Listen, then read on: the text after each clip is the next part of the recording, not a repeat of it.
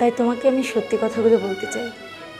জানো, আমিও না রাফিকে অনেক ভালোবেসেছিলাম, প্রাণ দিয়ে ভালোবেসেছিলাম। আর তাই আমি আমার সর্বস্ব ওকে সঁপে দিয়েছি।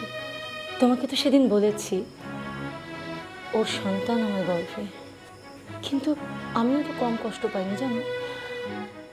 আমি যখন জানতে পারলাম যে রাফির চরিত্র ভালো না, তুমি ভাবতেও পারবে না ওর চরিত্র কতটা খারাপ। ও শুধু আমাকে নয়, তোমাকে নয়, ও বিভিন্ন জায়গায় বিভিন্ন মেয়ের কাছে যায়। আমিও প্রথমে বিশ্বাস করতে পারিনি, কিন্তু আমি অনেক প্রমাণ পেয়েছি। আর তাই আমি যেমন কষ্ট পাচ্ছি, আমার মনে হয়েছে তোমাকে পুরো ঘটনাটা জানাই। এখন আমি কি করব বলো? আমি প্রেগন্যান্ট।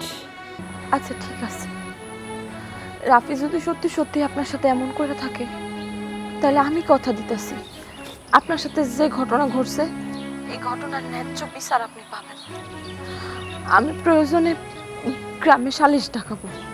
এই ঘটনার এই অন্যায়ের বিচার আমি আমি আপনারে করে দিব, আমি আপনারে কথা দিতেছি।